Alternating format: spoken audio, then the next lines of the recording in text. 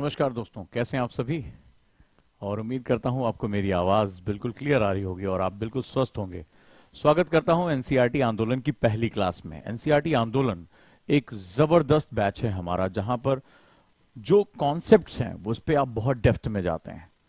और जैसी हमारी परंपरा रही कि शुरुआत की 2 क्लासेस आपको यूट्यूब पे मिलती, ताकि जिन बच्चों की लॉगिन आईडी में कोई दिक्कत है या वो नहीं समझ पा रहे हैं कि ओजांग एनी टाइम लर्निंग ऐप पे कहाँ क्लास मिल रही है, कैसे चल रहा है, बहुत से बच्चे टेक्निकली वीक होते हैं तो वो यहाँ यूट्यूब पे भी देख सकते हैं। पर इसके पश्चात ये क्लासेस जो हैं वो एनसीईआरटी की चलेंगी। इसके साथ साथ तो मैं आपके साथ जो है वो डिस्कस करता रहूंगा क्या क्या टॉपिक्स हैं, उसे कैसे करना है। और आज एक बहुत जबरदस्त हमारी क्लास है जो आपके लिए बहुत इंपॉर्टेंट है, और वो ये है कि एनसीईआरटी के माध्यम से आप मेंस को कैसे क्रैक कर सकते हैं। एनसीईआरटी में बेसिकली जो है सबसे इंपॉर्टेंट फंडामेंटल क्या होता है। तो सबसे पहले मुझे आप कमेंट बॉक्स में बताइए कि क्या आप तैयार हैं एनसीईआरटी को समझने के लिए। एनसीईआरटी आंदोलन की पहली क्लास में आप अपना बेस्ट देने के लिए तैयार हैं, और एक घटना के माध्यम से आज आपके दिमाग को ब्रेन स्टॉर्मिंग से गुजरना पड़ेगा। तो क्या आप उसके लिए तैयार हैं? तो चलिए हम लोग शुरू करते हैं आज की जबरदस्त क्लास। और इस क्लास में आपको एक बहुत नया आयाम मिलेगा। लेकिन उससे पहले मैं सबसे पहले आपसे जानना चाहूंगा कि क्या आप तैयार हैं आज की क्लास के लिए। क्या आप रेडी हैं आज के ब्रेन स्टॉर्मिंग सेशन के लिए। और एनसीईआरटी का आज वो पहलू आपसे परिचित कराऊंगा जो इससे पहले आपने कभी नहीं देखा होगा, कभी नहीं समझा होगा। एनसीईआरटी आप लोगों को पता होगा प्री के लिए है या फलाना के लिए, लेकिन आज आपको एक सिचुएशन में डाल के एनसीईआरटी बेस्ट तरीके से समझाऊंगा कि एनसीईआरटी एक्चुअली में आपकी सबसे ज्यादा हेल्प कहां करती है। इफ यू आर रेडी तो मुझे कमेंट बॉक्स में बताइए, sir we are ready for this session. आज के सेशन के लिए हम पूरी तरीके से तैयार हैं, हम बेहतरीन अपना करने जा रहे हैं। तो डेफिनेटली आपको इसमें बहुत मजा आने वाला है दोस्तों।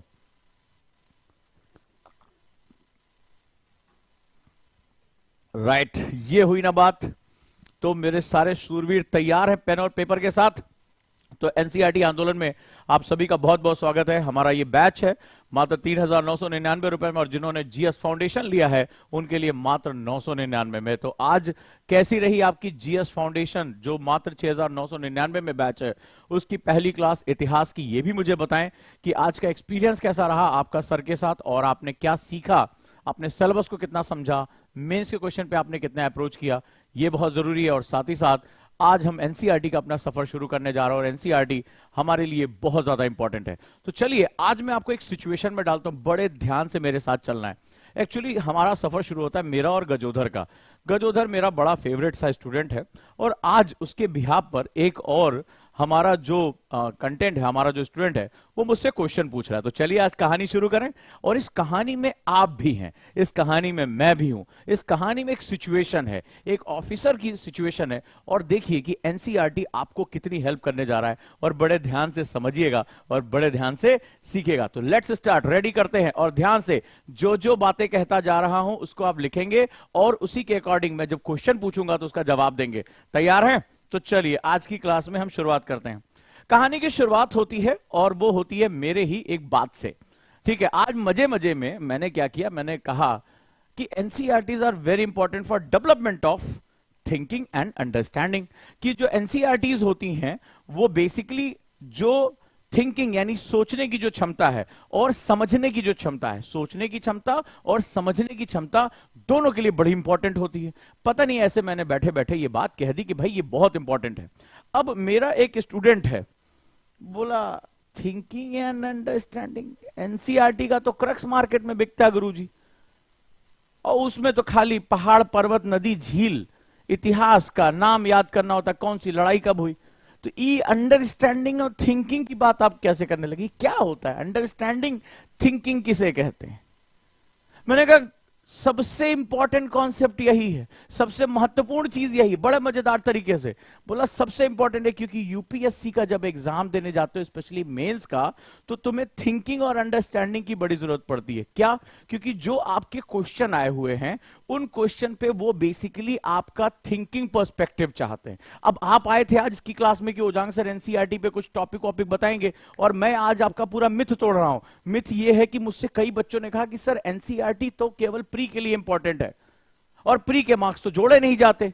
जोड़े जाते हैं, जो आपका रिजल्ट बनता है वो मेंस पे जुड़ता है, हाँ या ना मुझे बताइए, सब लोग कमेंट बॉक्स बताइए कि प्री तो केवल एनसीईआरटी में हेल्प करती है। आज वो मिथ ही मैं तोड़ देता हूं कि प्री जो है वो मेंस के लिए कितनी इंपॉर्टेंट है, एसए के लिए कितनी इंपॉर्टेंट है, इंटरव्यू के लिए कितना इंपॉर्टेंट है। ये बैच आपके जीवन का आधार हो सकता है। राइट अब जरा मेरे ध्यान से इस कहानी को सुनिएगा। तो अंडरस्टैंडिंग क्या होती है, थिंकिंग क्या होती है। मैंने कहा अच्छा रुको बेटा, तुम्हारे इस क्वेश्चन को मैं समझाता हूं और तुम्हें बताता हूं कि एनसीईआरटी एक्चुअली क्या काम करती है। ठीक है, एनसीईआरटी जो है वो कैसे आपके लिए काम करती, चलो हम इसको समझते हैं। मैंने कहा एक काम करो, ठीक है, हमारा एक स्टूडेंट है गजोधर, आज क्लास में नहीं है, वो आईएएस बन गया। ठीक है, गजोधर वो हमारा आईएएस बन गया है और सीनियर लेवल पर आ गया है, तो सिटी डेवलपमेंट ऑफिसर बन गया। अब थोड़ा सा आप अपने आप को महसूस करें कि आप हैं वो मेरे स्टूडेंट गजोधर, आप हैं। ठीक है, अब जरा ध्यान से समझना कि थिंकिंग और अंडरस्टैंडिंग किसे कहते हैं। आज ऐसा समझाऊंगा कि जिंदगी में फिर तुम कभी भी किसी भी प्रॉब्लम में नहीं फंसोगे। बड़ी ध्यान से मेरी आज की क्लास को सुनना और समझना। अब मेरे साथ कहानी में बहते चले जाओ। मैंने कहा समझाता हूं तुम्हें कि ये थिंकिंग और अंडरस्टैंडिंग क्या होती है और एनसीईआरटी जो आपकी थिंकिंग और अंडरस्टैंडिंग को डेवलप करती है वो कैसे करती है। तो अभी मैंने कल आपको क्लास में बताया था, जो फाउंडेशन क्लास में थी, कि एक आईएएस ऑफिसर और एक जो जनरल ग्रेजुएट का स्टूडेंट है, दोनों के एक ही सब्जेक्ट को पढ़ने के तरीके अलग अलग होते हैं, अप्रोच अलग अलग होती है। आज जरा उसी को और एलिब्रेट करते हैं और आपको समझाता हूं। अगर आप चाहते हैं कि आप एक अच्छे थिंकर बने, अच्छी अंडरस्टैंडिंग हो, तो कैसे होगी ये जरा ध्यान से सुनो। अब आईएएस, मैंने कहा कि मान लो तुम एक आईएएस ऑफिसर, चलो आज मेरे साथ तुम एक आईएएस ऑफिसर, चलो सब लोग फील करो आईएएस ऑफिसर हो, और वो भी सीनियर लेवल पर हो, सीनियर डेवलपमेंट ऑफिसर हो, यानी आपके पास जो है वो ढेर सारे लोग पहुंचते हैं।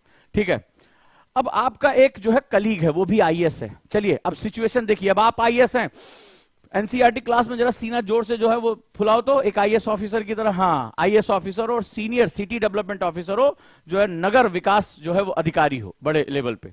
आपका एक दोस्त है, ठीक है, बड़ा जो है वो खुश मिजाज टाइप का है, बहुत ही जो है वो जोशीला जो है व्यक्ति है, आपका कलीग है, सहयोगी, वो भी आईएएस ऑफिसर है। बोला चल यार आईपीएल देख कर आते हैं, बहुत मस्त जो है मैच चल रहा है, बड़ा मजा आ रहा है, और मेरे पास ना कुछ टिकट्स हैं, ये बताया एकदम मस्त। बोले चले यार देख आएंगे, आज मैं तुझे भेजता हूं, हर समय तू काम करता रहता है, ठीक है, हर समय अपने प्रोजेक्ट्स में बिजी रहता है, रोज सुबह शाम, चल यार आज मैच देख कर आते हैं। अब समझते जाना थिंकिंग क्या होती है। ठीक है, तो आपने कहा ठीक है चलो मैच देखने चलते हैं। अब आप पहुंचे और वहां क्या देख रहे हैं, जब आप स्टेडियम पहुंचे तो देखे आपके बैठने के लिए वीआईपी बॉक्स है, एकदम वीआईपी, सबसे महंगी टिकट आपके पास है। अब आप क्या करेंगे। ठीक है, सबसे महंगी टिकट मिली है, वीआईपी बॉक्स है, बिल्कुल प्राइवेसी है वहां पर, ज्यादा भीड़ भाड़ नहीं आ सकती, एकदम आ जाएगी ना खुशी। अधिकारी आईएएस ऑफिसर है, सीनियर आईएएस ऑफिसर है, ये सब तो आपके सामने घूमता फिरता रहेगा। अभी बताता हूं कि क्या होने जा रहा है। ठीक है, अब हुआ क्या कि उसी वीआईपी बॉक्स में पहले से एक आदमी बैठा हुआ है। ठीक है, पहले एक आदमी बैठा हुआ है, कुछ भी इसका नाम रख लेते हैं, उत्पल दत्त ही इसका नाम रख देते हैं। तो ये बहुत बड़ी कंस्ट्रक्शन कंपनी है, विनिर्माण की कंपनी है, जो रियल एस्टेट में काम करती है, उसका मुखिया है। और ये भी उसी में, आइए गजोदर जी, आइए, वो भी वहां पहले से बैठा हुआ। तुम्हें कुछ सेंस होता है कि ये वहीं पे पहले कैसे आके बैठा हुआ। अच्छा, इसकी एक अपनी कहानी है। ठीक है, ये एक बहुत बड़ा प्रोजेक्ट लेकर आ रहा है, शहर में बिल्डिंग का बहुत बड़ा प्रोजेक्ट लेकर आ रहा है, लेकिन इस प्रोजेक्ट को लेकर बड़ी कंट्रोवर्सी है, बड़ी कंट्रोवर्सी। जो आम नागरिक हैं, जो एनजीओ के लोग हैं, वो लगातार इसके प्रोजेक्ट का विरोध कर रहे हैं कि इससे बहुत नुकसान आगे हो सकता है, इसका प्रोजेक्ट जो है वो जनहित में नहीं है।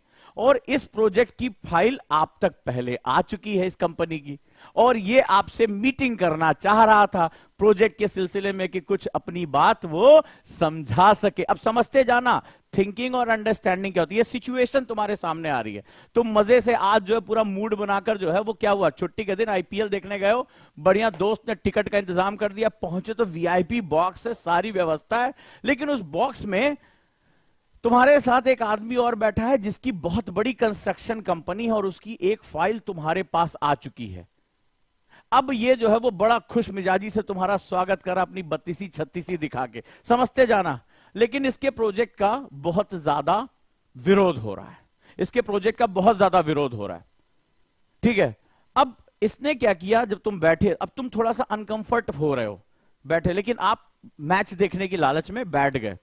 अब बातचीत होने लगी, तो ये कंस्ट्रक्शन के बारे में बात नहीं कर रहा है, लेकिन चूंकि आप ऑफिसर हो, आईएएस ऑफिसर हो, तो कुछ गिफ्ट विफ्ट उसने आपको दे दिए, कुछ जो है वो आपको गिफ्ट पहुंचा दिए। और जो रियल एस्टेट है उसके बारे में वो ज्यादा बातचीत नहीं कर रहा है, वो कह रहा है ठीक है कोई बात नहीं है, लेकिन गिफ्ट एक्सचेंज करने शुरू कर दिए। अब गिफ्ट तो आपने ले लिया, भाई आप मना नहीं कर पाए, संकोच कर बोले ऐसे, अरे आप ऑफिसर है हमारा, हमारे जिले में आप इतना अच्छा काम कर रहे हैं, दुनिया भर की आपकी तारीफें वारीफें करनी शुरू कर दी और आपको गिफ्ट दे दिया। गिफ्ट तो लेकर जब आप घर पहुंचे तो आपकी हालत खराब, ठीक है। अब आप सोचने लगे कि क्या क्या हो सकता है मेरे साथ, कहीं किसी न्यूज़पेपर वाले ने ना देख लिया हो, किसी जो है वो विसल ब्लोअर ने ना देख लिया हो, लोग अगर देख रहे होंगे तो क्या मैसेज जाएगा, कहीं ऐसा तो नहीं कि गिफ्ट देकर मुझ पर कोई दबाव बनाना शुरू कर दे। आप एक ऑनेस्ट ऑफिसर हो, ठीक है, लेकिन सिचुएशन में आप फंस गए हो। अब आप मुझे बताओ, मेरा एक क्वेश्चन है आपसे, अब आप घर गए और आपके जो है वो चेहरे पर 12, 13, 14 सब बजे हुए हैं। अब आप जो है वो इस पर कुछ डिसीजन लेना चाहते हो, इस पर कुछ काम करना चाहते हो कि अब इस सिचुएशन से मैं कैसे निकलूं। अब मैं इस क्लास से पूछना चाहता हूं कि इस सिचुएशन पे अगर आप एक ऑफिसर हो तो आप क्या क्या करोगे। चलो मुझे बताना शुरू करो। तो अगर आप ऑफिसर हो तो मुझे सबका जवाब चाहिए, आप क्या क्या करोगे। क्योंकि अब इसने थिंकिंग शुरू कर दी कि अब इसने सोचना शुरू कर दिया, क्या ये कोई जाल था, हो सकता है आपका करियर खा जाए, हो सकता है कि ये पेपराजी वाले फोटो खींच लें कि देखो गिफ्ट ले रहे हैं, वहां सेटिंग हो गई इनकी और कल को प्रोजेक्ट पास करा दें, या जो है मुझे खुद को बचाने के लिए मुझे कुछ ना कुछ एक्शन लेना है, मुझे कुछ ना कुछ एक्शन लेना है। अब इसने सोचना शुरू कर दिया क्या।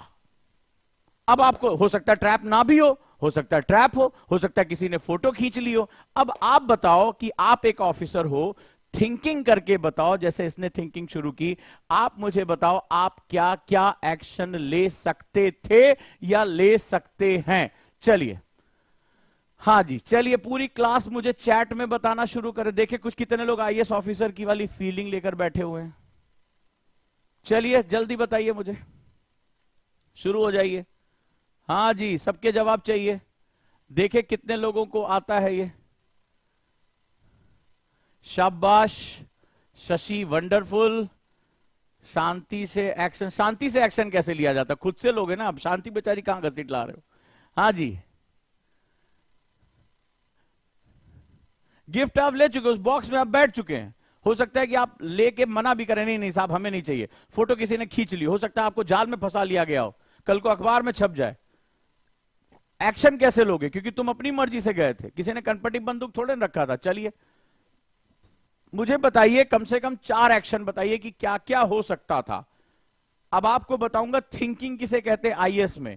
एनसीईआरटी आपको बेसिक नॉलेज कैसे देती है, और यही थिंकिंग और अंडरस्टैंडिंग मेंस की जान होती है, क्योंकि उसमें आपको अलग अलग सेगमेंट्स को जोड़कर आंसर लिखना होता है। समझ में आ रहा है कुछ कुछ। प्रोजेक्ट सही होगा तो पास कर देंगे, लेकिन लोग उसका विरोध कर रहे हैं, एनजीओ उसका विरोध कर रहे हैं, आम जनता उसका विरोध कर रही है। आपने ध्यान नहीं दिया कि उसके प्रोजेक्ट को लेकर कंट्रोवर्सी है। गिफ्ट रिटर्न करके एक्शन ले लेंगे, क्यों जबरदस्ती। मान लो कहे नहीं मैं तो सिर्फ, कोई भी किसी से गिफ्ट ले सकता है, ठीक है। चलिए देखते हैं, देखते कितने लोग आईएएस ऑफिसर की तरह सोच पा रहे हैं। मैं उन्हें बदले में रिटर्न गिफ्ट दे दूंगी, हाँ उसका प्रोजेक्ट पास करा। तुम्हारे जैसे ऑफिसर की बहुत जरूरत है, बहुत जरूरत है देश को। ऐसे तो सारे बिल्डर तुम्हें तो खोज रहे हैं, डीप एनालिसिस करेंगे। ये एक और है, मतलब क्या गड्ढे में घुस के करोगी, हैं? यही सब फर्जी बात है। कोर्स ऑफ एक्शन लिखो, what should be your course of action, कि खुद पर कोई दाग ना लगने देना तुम्हारा कोर्स ऑफ एक्शन है। कितने लोग सोच पा रहे हैं वो लिखो। यूपीएससी लेवल कह रहे पहले गिफ्ट को खोल के देखेंगे सर, हाँ, और पेपर वाले बढ़िया फोटो खींचेंगे, अगले दिन अखबार में छपेगा एक आईएएस रिश्वत लेते हुए पकड़ा गया, ठीक है, बैकडोर पे बढ़िया तुम्हारी फोटो छपेगी और तुम्हारे घर के सामने कई लोग हाय हाय करेंगे, तुम्हारे माता पिता के नाम पे कहेंगे फलानवा का लड़का चोर है। इसी तरह का जो है वो क्या होगा, होगा। बहुत बढ़िया कर रहे हो, शाबाश। हाँ चलिए और बताइए, और बताइए, चैट कम हो रहे हैं। और कितने लोग आईएएस बनने का सपना देख रहे हैं, थिंकिंग करेंगे? कितने लोगों ने आज से पहले सोचा था कि सर अंडरस्टैंडिंग डेवलप करना आईएएस में बहुत जरूरी होता है, सर थिंकिंग प्रोसेस बहुत इंपॉर्टेंट होता है? करो ना, कौन मना कर रहा है? करो। हाँ, ये सुनने में बड़ा अच्छा लगता है, जब इसको करना पड़ता है तो बड़ा मुश्किल होता है। हाँ, तो मुझे कोर्स ऑफ एक्शन बताओ, क्या क्या कर सकते थे? एक एक स्टेप, पहले स्टेप से लेके लास्ट स्टेप, क्या क्या इसमें किया जा सकता था? समझ में आ रहा है? जोर पड़ रहा है? ये ऊपर वाला जो बहुत दिन से खाली पड़ा हुआ था, इस पर कुछ जोर पड़ रहा है? यही है एनसीईआरटी। एनसीईआरटी तुम्हारी अंडरस्टैंडिंग डेवलप करती है। अब चलो देखते हैं कितने लोगों ने सही जवाब दिया है। चैट रेट्स आप बढ़ाइए, अपना जो है वो क्वेश्चन जो है उस पर करिए, सारे लिखिए। आप ऑफिसर हैं, एक ही आंसर सही नहीं होगा, आप इसमें पॉसिबल विकल्प, जो पॉसिबल इसमें संभावना है, उसको लिखने की कोशिश करिए।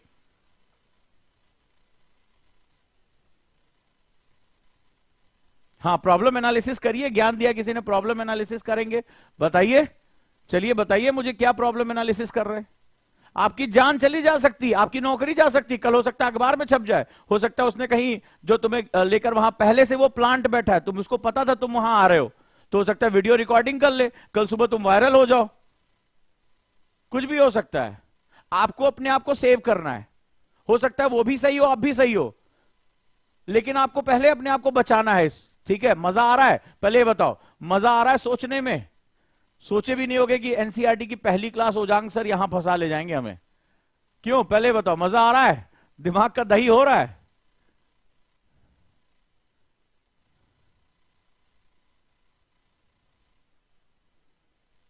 क्योंकि अगर वो पहले से बैठा है तो वो तैयारी करके बैठा होगा। तुम सोच के देखो, वो इत्तफाकन थोड़े ना बैठा है, तुम्हारी और उसकी दोनों की टिकट पहले से ही सेट की गई है। हो सकता है जो तुम्हारा कलीग हो वो उसके साथ मिला हो, लेकिन चूंकि डिपार्टमेंट तुम्हारा है, पावर तुम्हारी है, सीधे सीधे कह नहीं पा रहे क्योंकि तुम एक ईमानदार ऑफिसर हो। हाँ चलिए, बहुत बढ़िया, सब लोग ट्राई करो। आंसर हम यहां से निकालेंगे, ठीक है, आंसर निकालेंगे। ये है यूपीएससी का बाबू खेल। चलिए अब क्या कर सकते हैं, चलिए तो क्या क्या कोर्स ऑफ एक्शन हो सकते हैं, चलें अब देखें किसने किसने सही ट्राई किया, और स्टेप बाय स्टेप समझो कि तुमसे एक ऑफिसर के रूप में गलती कहां कहां इस स्टोरी में हुई। रेडी? चलो, पहला एक्शन जो आप कर सकते थे, तो हमेशा थिंकिंग में क्या होता है, थिंकिंग में सारी संभावनाओं को, थिंकिंग एब्स्ट्रैक्ट प्रोसेस नहीं है कि मैं यही करूंगा तो यही होगा। क्यों? मान लो अभी पिछले साल एक क्वेश्चन आया था, वो था सिंधु जल समझौते को लेकर। भारत के पास जो इंडस रिवर है उसका केवल 20% हिस्सा है और पाकिस्तान के पास 80% हिस्सा है। आप ये जानते हैं ना कि सिंधु नदी का जल का केवल 20% हम इस्तेमाल कर सकते हैं, 80% पाकिस्तान को। एक समझौता हमने किया था, पता नहीं किस आधार पर हमने किया था, और पाकिस्तान हमारे डैम बनाने पर हमेशा जो है वो रोक लगाता है। तो इसका क्या होगा, कोई एब्स्ट्रैक्ट उपाय नहीं हो सकता, आप इसके संभावित उपाय देते हैं।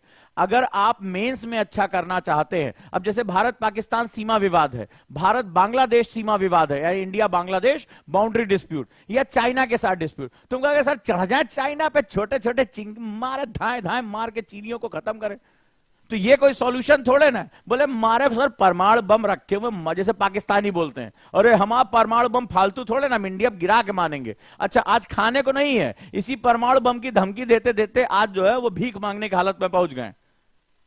तो परमाणु बम अगर हम पे गिराओगे तो हम भी तुम पे गिराएंगे, दोनों देश जो है वो काफी बर्बादी की तरफ चले जाएंगे। तो क्या होता है, जब मेंस का आंसर लिखा जाता है तो संभावित सॉल्यूशन दिए जाते हैं, यानी कि उसके पॉसिबल सॉल्यूशन, भारत की गरीबी को, भारत की जो है सुरक्षा को, तो आप पॉसिबल सॉल्यूशन दे सकते हो कि ये कोर्स ऑफ एक्शन होंगे। यही समझाने की तुम्हें कोशिश की थी, और इससे बेस्ट एग्जाम्पल मुझे नहीं मिल सकता था। ठीक है, अब चलते हैं। अब क्या हुआ, तो यहां पर क्या होगा, मान लीजिए पहला कोर्स ऑफ एक्शन हो सकता था यू लेफ्ट द बॉक्स। जैसे आपने देखा कि वो कंस्ट्रक्शन कंपनी का हेड वहां बैठा हुआ है और इसकी फाइल आ चुकी है हमारे पास। पहला तो आप ये कर सकते थे कि तुरंत के तुरंत अपना आईपीएल देखने का लालच हटाते और उस बॉक्स से निकल जाते कि प्राइवेट मीटिंग अलाउ नहीं है, आपको आना है तो मेरे ऑफिस में आकर मिलिए। लेकिन अब तो देर हो गई, आप तो मैच देखने बैठ गए क्योंकि फ्री की टिकट आपको अपने लालच में लपेट ली। तो पहला कोर्स ऑफ एक्शन हो सकता था लेफ्ट द बॉक्स, बट इस कहानी के अनुसार आप जो है वो बॉक्स में बैठ गए और आपने उस गिफ्ट को एक्सचेंज भी कर लिया। दूसरा कोर्स ऑफ एक्शन हो सकता था पे फॉर टिकट, अपने दोस्त को बोलो हम फ्री में नहीं देखेंगे, ठीक है, हमारी गैरत है, हम जो है वो टिकट का पैसा पेमेंट करेंगे, बट वो भी आपके लिए अब काम नहीं करेगा। तीसरा, आपको अपने आप को एथिकल दिखाना है कि आप ईमानदार हैं, आप एथिकल हैं, तो आप क्या क्या कर सकते हैं इसके बारे में बताइए, थिंकिंग करिए। अब मुझे बताइए, देखिए कितने स्टूडेंट ने ये सारी थिंकिंग की।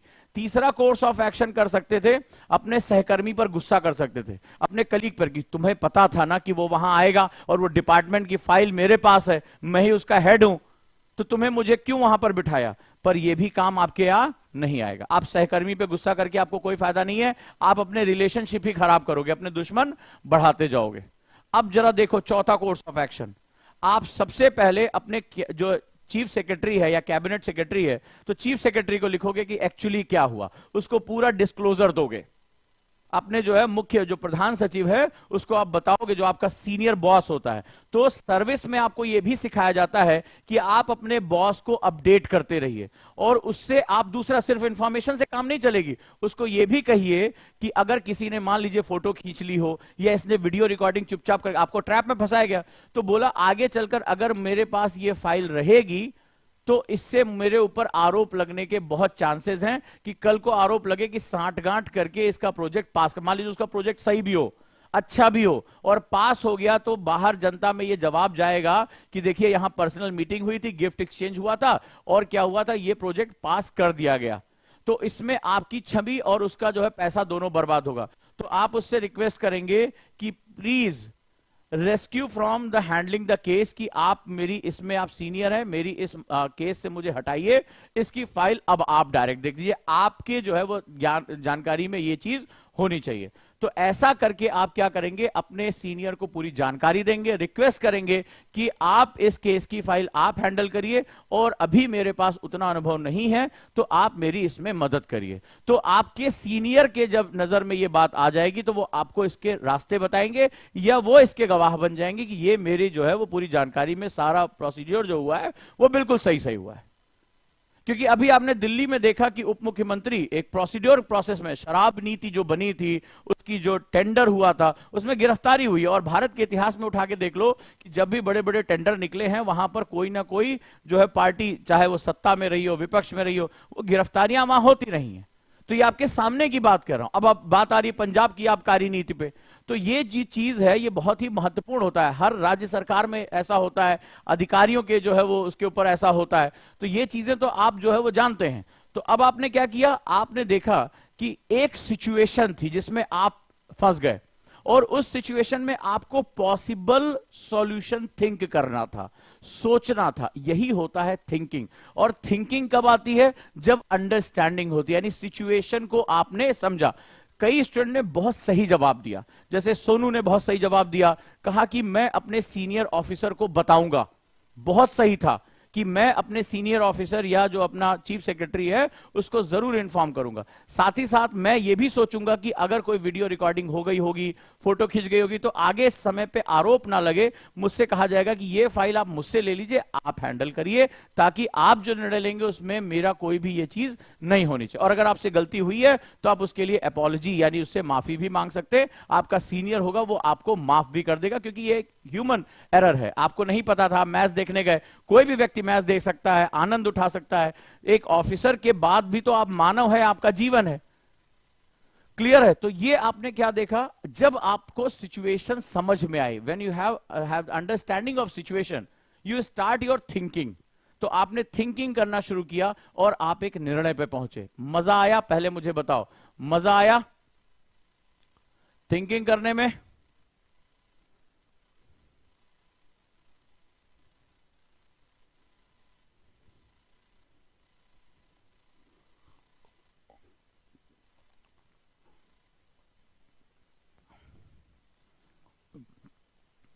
राइट क्योंकि आप एक सिचुएशन में ट्रैप हो गए। तो आपको सबसे पहले, जब भी आप सिचुएशन में ट्रैप हो रहे हैं, आपको खुद को रेस्क्यू करना है, खुद को बचाना है।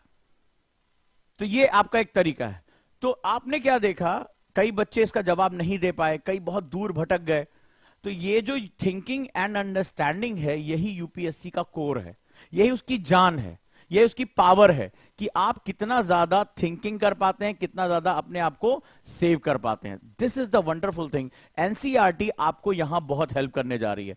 एनसीईआरटी धीरे धीरे आपकी सब्जेक्ट में अंडरस्टैंडिंग बढ़ाती जाएगी, और जब आप अंडरस्टैंडिंग बढ़ाते जाएंगे तो आप थिंकिंग करते चले जाएंगे। और एनसीईआरटी, कई बार जो आपका एक मिथ था कि नहीं साहब ये तो केवल प्री के लिए है, नहीं, एनसीईआरटीज आपको बहुत साउंड बेस देती है मेंस एग्जामिनेशन के लिए, ये बात याद रखिएगा। राइट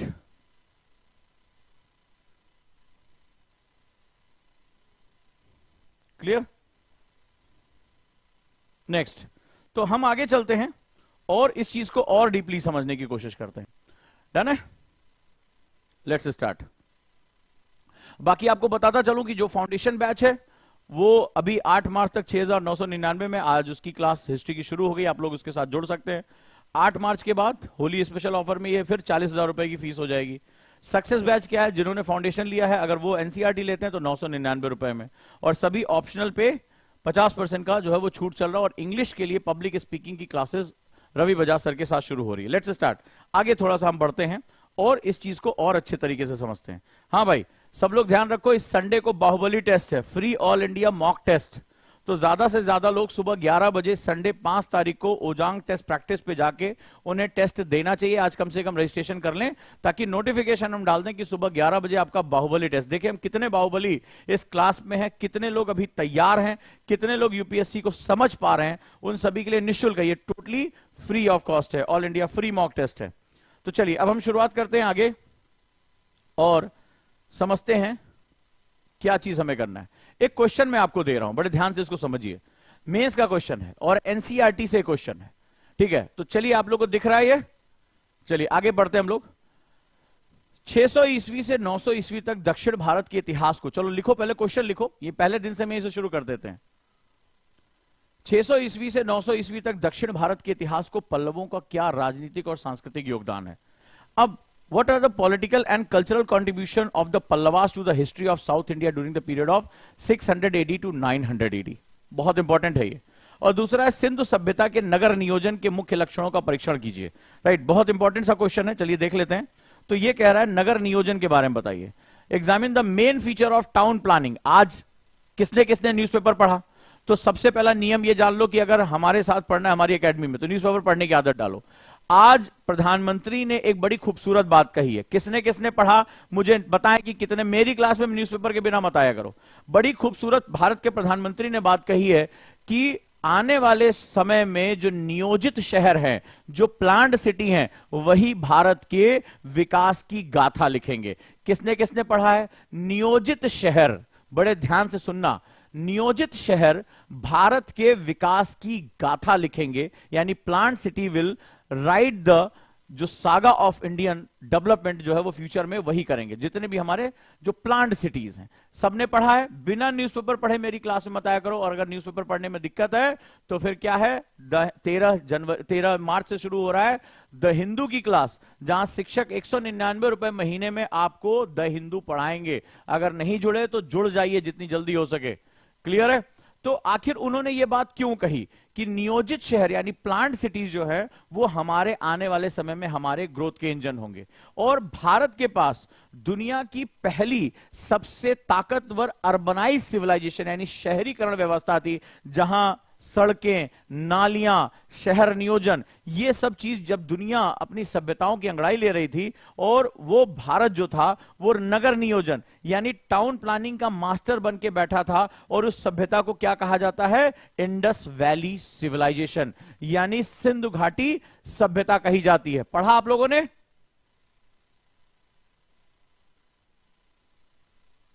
क्लियर है? पढ़ा या नहीं? तो अब जरा इसको समझने की कोशिश करिए। ये 2 प्रश्न हैं और दोनों का बेस क्या है? एनसीईआरटी और मेंस के क्वेश्चन है। ये दोनों मेंस के क्वेश्चन हैं। चलिए जरा समझिए। और करंट में आज प्रधानमंत्री ने क्या कहा? करंट में कहा कि जो नियोजित शहर है, आज भारत के शहर कैसे हैं? अनियोजित हैं, ट्रैफिक जाम है, पार्किंग की व्यवस्था नहीं है, ठीक है, टॉयलेट्स नहीं है, तमाम तरह की दिक्कतें हैं। लेकिन भारत के प्रधानमंत्री ने कहा कि अगर आपको भविष्य का भारत बनाना है, एक ऐसा भारत, जो कल मैंने आपसे जो है डिस्कस किया था लेक्चर में, कि आप ब्यूरोक्रेट्स हैं, आने वाले समय में आपको भारत के विकास की गाथा लिखनी है, तो उसमें जो शहर नियोजित शहर है, नियोजित मतलब वेल प्लानिंग, जैसे आप चंडीगढ़ जाएं, नोएडा जाएं, तो अगर वेल प्लानिंग के साथ आप जाते हैं तो उस कंडीशन में आपके पास क्या क्या चीजें उपलब्ध हैं, क्या क्या चीजें उपलब्ध हैं। तो अब हम वहीं पर बात करने जा रहे हैं, बहुत इंपॉर्टेंट तरीके से बात करने जा रहे हैं, और ये जो सेगमेंट है वो बहुत इंपॉर्टेंट है। अब मुझे बताइए, क्या आप मेरे साथ इस पर कुछ पॉइंट्स लिख सकते हैं? अगर लिख सकते हैं, सेकंड वाले क्वेश्चन पे, आज ही न्यूज़पेपर में आया है, क्या आप मुझे 4 पॉइंट लिखकर बता सकते हैं? चलिए जल्दी से, आपको 4 मिनट का टाइम दे रहा हूं, मुझे 4 पॉइंट लिख के बताइए। चलिए शुरू हो जाइए।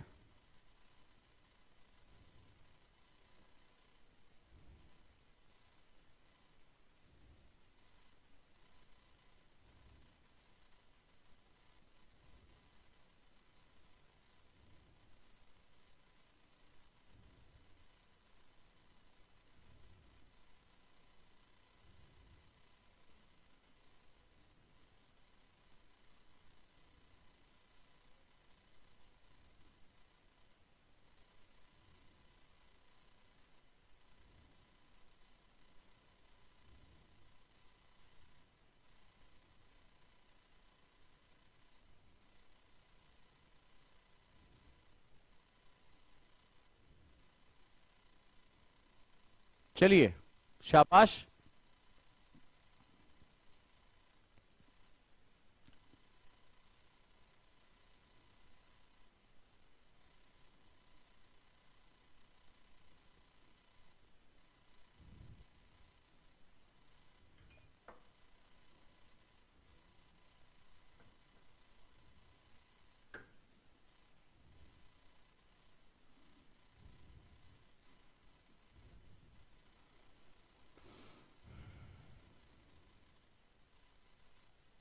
बिल्कुल, शाबाश।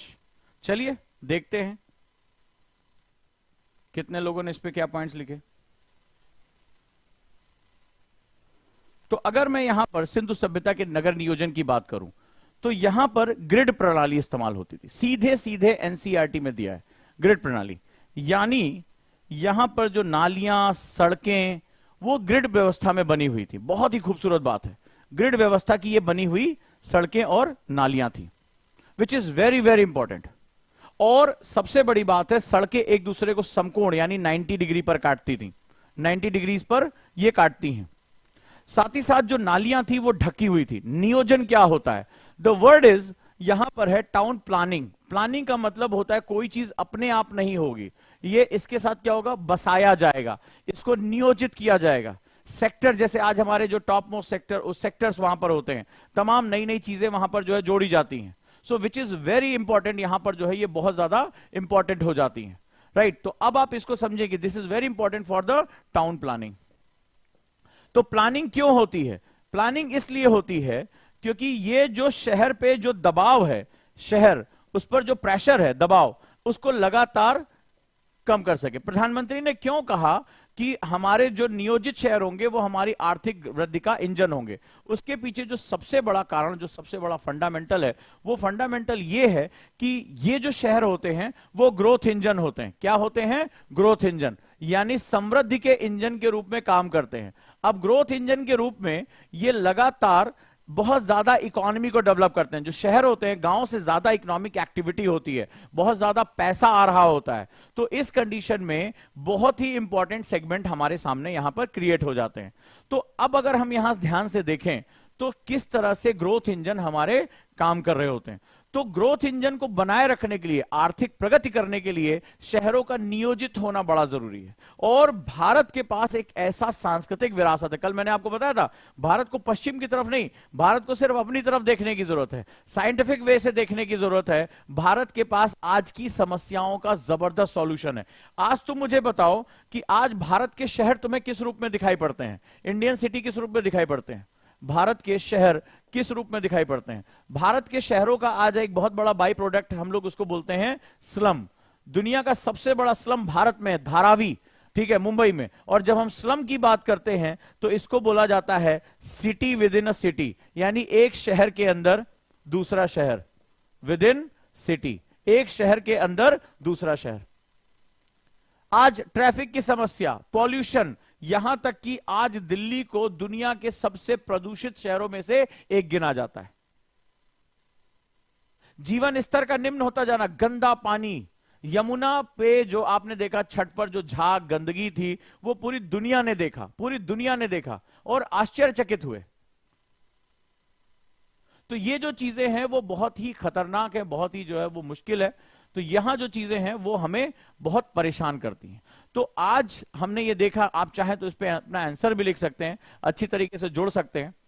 और अगर आप, एक और अनाउंसमेंट करना चाहता हूं, अगर आप क्लासरूम प्रोग्राम के लिए जुड़ना चाहते हैं, right, if you want to be classroom programme, part of classroom programme, यानी कक्षा कार्यक्रम के लिए विद हॉस्टल फैसिलिटी, तो आप दिए गए नंबर पर आप कॉल कर सकते हैं 8750711144 पर आप कॉलिंग करके बता सकते हैं कि यस, हम जो है वो क्लासरूम प्रोग्राम आफ्टर होली के लिए जोड़ना चाहते हैं, रेसिडेंशियल फैसिलिटी यानी रहने की सुविधा के साथ, हॉस्टल सुविधा के साथ।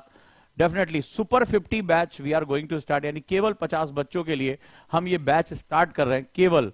लेकिन उसमें जो एंट्री होगी वो काउंसलिंग के थ्रू, यानी जितने लोग अप्लाई करेंगे उनकी काउंसलिंग मेरे द्वारा और मेरी टीम के द्वारा की जाएगी। जो अप्रोप्रिएट स्टूडेंट होंगे वो जो है वो एडमिशन के लिए सिर्फ 50 बच्चों को आमंत्रित किया जाएगा, याद रखिएगा, राइट। चलिए, तो फिर इसी के साथ एनसीईआरटी का सफर शुरू करते हैं। ये बेसिक इंट्रोडक्टरी क्लास थी, यानी एनसीईआरटी मेंस के लिए बहुत ज्यादा इंपॉर्टेंट है, बहुत ज्यादा जरूरी है। तो डेफिनेटली आप भी अपने आप को प्रिपेयर कर सकते हैं। थिंक करिए कि मुझे इस पूरी प्रक्रिया में, एनसीईआरटी की प्रोसेस में थिंकिंग और अंडरस्टैंडिंग को डेवलप करना है। अगर एक बार आप थिंकिंग और अंडरस्टैंडिंग को डेवलप कर गए तो जो मेंस के ये क्वेश्चन हैं ये आपको बहुत आसान लगने लगेंगे। जो भी ये क्वेश्चन आपके सामने आ रहे हैं उन क्वेश्चन में आपको मजा आने लगेगा और डेफिनेटली आप जो है वो बहुत आराम से इन क्वेश्चंस को कर सकेंगे। चाहे हम बौद्ध धर्म के प्रमुख सिद्धांतों के बारे में बात करें या चोल प्रशासन की मुख्य विशेषताओं के बारे में बात करें, ये प्रश्न आपके लिए बहुत बहुत ज्यादा आसान हो जाएंगे। तो जो लोग अभी एनसीईआरटी के साथ नहीं जुड़े हैं वो एनसीईआरटी के साथ जुड़ जाएं। 8750711100 उस पर भी आप जुड़ सकते हैं। 8750711122 या लास्ट में 33 या 44 किसी पे भी आप कॉल करके अपने आप को जोड़ सकते हैं और फाउंडेशन बैच के साथ जोड़ सकते हैं। ठीक है, थैंक यू सो मच।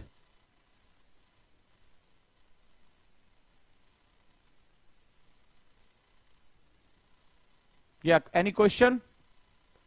और आपका पहला सब्जेक्ट एनसीईआरटी में शुरू होगा ज्योग्राफी का। We will start with geography because geography सबसे ज्यादा टाइम टेकिंग प्रोसेस है, ठीक है, वो सबसे ज्यादा समय लेता है, सबसे ज्यादा कॉन्सेप्ट बिल्डिंग टाइम मांगता है। सो ज्योग्राफी अगर जिसकी स्ट्रांग है, इकोनॉमी उसकी अपने आप स्ट्रांग होती चली जाएगी। सो हम लोग शुरू करते हैं। क्लास में भी नोट्स, आपको नोट्स दिए जाएंगे और डिस्कशन जो होगी उसको आपको लिखना है। 2 कॉपियां आपको रखनी है, एक अगर क्लास में कुछ डिक्टेट किया जाएगा तो आपको लिखना है। नोट्स आपको दिए जाएंगे बाइलिंगुअल हिंदी और इंग्लिश दोनों में, लेकिन आपको डिस्कशन के पॉइंट्स लिखने हैं। जैसे आज मैंने आपसे डिस्कशन किया, अभी मैंने, कितने लोगों ने लिखा कि भारत के प्रधानमंत्री ने आज कहा कि नियोजित शहर आर्थिक समृद्धि का इंजन है, यानी भारत का भविष्य लिखेंगे। अब इस बात को समझाने के लिए मैंने आपको समझाया कि जो शहर होते हैं, अगर प्लांट शहर है तो वो समृद्धि इंजन यानी ग्रोथ इंजन के रूप में काम करते हैं। वो इकोनॉमिक एक्टिविटी को बूस्ट करते हैं। इकोनॉमिक एक्टिविटी जब बढ़ती है तो क्या होता है, धीरे धीरे पैसा जो है वो बढ़ता चला जाता है। सो ऐसी कंडीशन में अगर हम ध्यान से देखेंगे, आप में से कितने लोगों ने इस डिस्कशन को लिखा? जिन्होंने लिखा वो एक्टिव स्टूडेंट्स हैं, जिन्होंने नहीं लिखा वो पैसिव स्टूडेंट हैं। एक्टिव स्टूडेंट ही आगे अपनी नॉलेज को कैरी करेंगे, पैसिव स्टूडेंट धीरे धीरे पैसेज में चले जाएंगे, खत्म हो जाएंगे। ठीक है, एनसीईआरटी का टाइमिंग 4 बजे है और 1:30 बजे टाइमिंग है फाउंडेशन का, दोनों आप बहुत अच्छी तरह जानते हैं। फाउंडेशन बैच का टाइमिंग 1:30 है और एनसीईआरटी का टाइमिंग 4 PM है। दोनों के टाइमिंग मैंने आपको बता दिए हैं, ठीक है। और आगे से डिस्कशन को लिखने की आदत डालिए, नहीं है तो सीखिए। क्लियर है? तो धीरे धीरे और नई नई चीजें आपके सामने आती चली जाएंगी। मंडे टू फ्राइडे हमारी क्लासेस आपके साथ चलती रहेंगी। तैयारी के साथ जुड़ जाइए। और इस संडे आपको बाहुबली का टेस्ट देना है। बाहुबली के टेस्ट के साथ जुड़ जाइए और देखते हैं कितने बच्चे, चाहे आपको आता हो या ना आता हो, डजंट मैटर, लेकिन आप बाहुबली के टेस्ट में जुड़ेंगे और आप देखेंगे कि इस समय आप कहां हैं। क्योंकि आप जब टेस्ट देंगे तो आपको आपकी गलतियां पता चलेंगी। इसका सबसे बड़ा फायदा होगा कि जब टीचर पढ़ाएगा तो आप उससे ये क्वेश्चन पूछोगे, सर मैंने वो क्वेश्चन किया था, मेरा गलत हो गया, मुझे इसका सॉल्यूशन चाहिए। तो टीचर क्या करेगा, आपके जो तैयारी है उसको बहुत जबरदस्त तरीके से जो है वो आगे लेकर जाएगा। जी हां, हम लोग जो है super 50 batch after Holi announce कर रहे हैं। तो यहां आप जो कॉलर्स के नंबर या फॉर्म जो है, फॉर्म अगर है तो जो फॉर्म है आप भरिए और उसमें लिख दीजिए NOIDAY, ठीक है, यस, कि हम यहां पर राइट क्लास करना चाहते हैं। यहां हॉस्टल फैसिलिटी भी है। सुपर 50 बैच के लिए आप फॉर्म भर सकते हैं या दिए गए नंबर पर 8750711144 पर आप कॉल करके बता सकते हैं, yes I am interested in classroom programme. Right, हम लोग क्लासरूम प्रोग्राम में जुड़ सकते हैं। सो वो ऑनलाइन से अलग, क्लास में 1-to-1 इंटरेक्शन के साथ केवल 50 बच्चों के लिए, सुपर 50 स्टूडेंट्स के लिए रहेगा। उसके बारे में हम लोग आगे बातचीत करेंगे राइट आफ्टर होली। तो अगर है तो आप इसके साथ जुड़ सकते हैं। फ्रेशर टेस्ट दे सकते हैं, बिल्कुल देना चाहिए। आप सारे के सारे क्वेश्चन गलत कर देना, डजंट मैटर, लेकिन आपको जब क्वेश्चन करोगे तो आपको जो क्वेश्चन आपके गलत होंगे उस पे आप क्लास में टीचर से पूछोगे, सर उस दिन ज्योग्राफी का क्वेश्चन मुझसे गलत हुआ, प्लीज मेरी हेल्प करिए। आपकी जो लर्निंग है वो कई गुना बढ़ जाएगी। तो बाहुबली टेस्ट तो आपको देना ही चाहिए। कितने लोग के पास ओजांग टेस्ट प्रैक्टिस ऐप है, वो लोग डाउनलोड कर लें और जुड़े। पूरा इकोसिस्टम आपके साथ है।